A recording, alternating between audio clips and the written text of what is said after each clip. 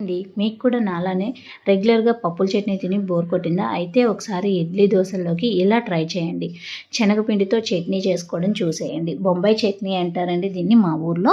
So, మరి మీ ఊర్లో ఏమంటారో కామెంట్ చేయటం మర్చిపోకండి. సో, ముందుగా ఒక టేబుల్ స్పూను శనగపిండిని తీసుకొని దీనిని వేడి చేసుకోవాలండి. పచ్చివాసన పోయే వరకు వేడి చేసుకోవాలి. తర్వాత ఒక బాండీ పెట్టుకొని బాండీలో ఒక గరిటె నూనెని తీసుకొని పోపు గింజలన్నీ కూడా రెడీ చేసుకోవాలి. నూనె వేడైన తర్వాత పోపు గింజలన్నింటినీ కూడా మనం బాండీలో వేసుకోవాలి. అవి చిటపటమంటున్న సమయంలో మనం కరివేపాకు రెమ్మల్ని దూసుకుని వేసుకోవాలి. ఇంట్రెస్ట్ ఉన్నవాళ్ళు కొద్దిగా అల్లం పీసెస్ని చేసుకుని వేసుకోవచ్చండి తాలింపులోనే. నేను అల్లం పీసెస్ పిల్లలు మళ్ళీ వాళ్ళకి పంటి కింద తగిలితే మొత్తానికే వదిలేస్తారనేసి ఇక్కడ అల్లం ముక్కలు చేసుకుని వేసుకోలేదు. డైరెక్ట్గా అల్లం పేస్ట్ వేసేసుకున్నాను. తరువాత ఒక 2 పచ్చిమిరపకాయలు కూడా చిన్న చిన్న ముక్కలుగా కోసుకుని వేసుకోవాలి. ఒక మీడియం సైజు ఉల్లిపాయని చిన్న ముక్కలుగా కట్ చేసుకుని, లేదు మీ రుచికి తగ్గట్లుగా నిలువుగా పొడవు ముక్కలు కోసుకున్నా కూడా టేస్ట్ అయితే బాగుంటుందండి. చక్కగా పంటి కింద ఉల్లిపాయ ముక్కలు తగులుతూ ఉంటాయి. సో నేనైతే ఇక్కడ మా పిల్లల్ని ఉద్దేశించి చిన్న ముక్కలుగా కట్ చేసుకున్నాను. ఉల్లిపాయ ముక్కలు మగ్గటం కోసం మనం చిన్నది ఉప్పు కూడా వేసుకుంటే తీపి రాకుండా ఉంటుందండి ఉల్లిపాయ. సో చిటికెడు పసుపు, రుచికి సరిపడిన ఉప్పుని కూడా దీంట్లోనే జత చేసేసుకోండి. అలాగే ఒక కప్పు టమాటా ముక్కల్ని కూడా యాడ్ చేసుకొని పూర్తిగా మగ్గే వరకు ఒక 5 నిమిషాల పాటు అలాగా ప్లేట్ పెట్టుకుని మగ్గి పెట్టుకోవాలి. ఇప్పుడు నెక్స్ట్ స్టెప్ ఏంటంటే మనం ముందుగా వేయించుకుని పెట్టుకున్న శనగపిండి ఏదైతే ఉందో దాంట్లోకి ఒక గ్లాసు నీళ్ళు తీసుకోవాలండి. ఒక గ్లాస్ నీళ్ళు కూడా కంప్లీట్ ఈ శనగపిండి ఎక్కడ ఉండలు లేకుండా ఉండేలాగా చూసుకోవాలి.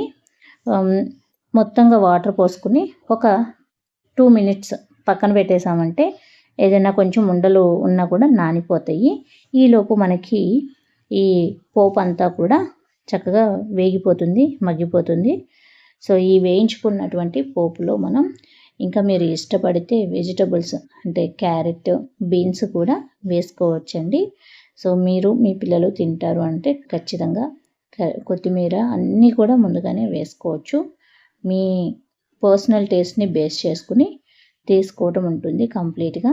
మెయిన్ అయితే ఈ ఇంగ్రీడియంట్స్ని ఉపయోగించారంటే సరిపోతుంది. అయితే పవర్ లేనప్పుడు కరెంటు వేసవికాలం కాబట్టి చాలా ఎక్కువగా కరెంట్ తీసేస్తూ ఉంటాడు. అప్పుడు పప్పుల చట్నీ చేసుకోవాలంటే మనకి ఇబ్బంది అవుతుంది. అప్పటికప్పుడు ఇలాగ ఒక 5 to 10 మినిట్స్లో ఈ చట్నీ ప్రిపేర్ అయిపోతుంది.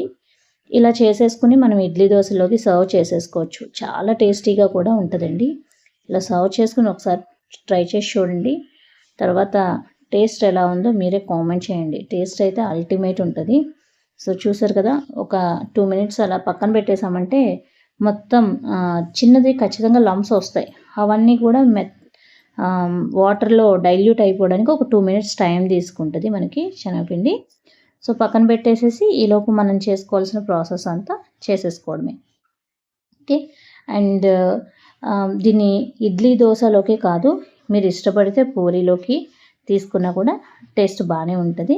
సో నేనైతే ఈరోజు ఇడ్లీలోకి తీసుకుంటున్నాను. సో మొత్తం అంతా పోపు అంతా మగ్గిపోయిన తర్వాత ఆ గిన్నెలో ఉన్న శనగపిండి వాటర్ని కంప్లీట్గా ఈ పోపులోకి కన్వర్ట్ చేసేసుకోవడమేనండి, ట్రాన్స్ఫర్ చేసేసుకుని తిప్పేసుకోవాలి. మూత పెట్టుకోకూడదండి. మూత పెట్టుకుంటే పొంగిపోతుంది.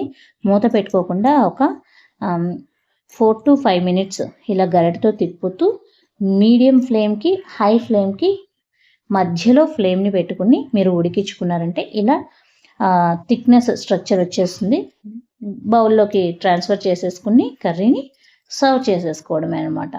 సో ఇప్పుడు నేను తీసుకున్న ఇంగ్రీడియంట్స్ అన్నీ 2 పెద్దవాళ్ళు, 2 చిన్నపిల్లలు ఇంట్లో ఉన్నారనుకోండి, వాళ్ళకి సరిగ్గా సరిపోతుంది. టేస్ట్ కూడా అదిరిపోతుంది. సో ఒకసారి ఇలా ఇడ్లీలోకో దోశల్లోకి ట్రై చేసి మీ టేస్ట్ కూడా మాకు కామెంట్ చేసేయండి. Thank you.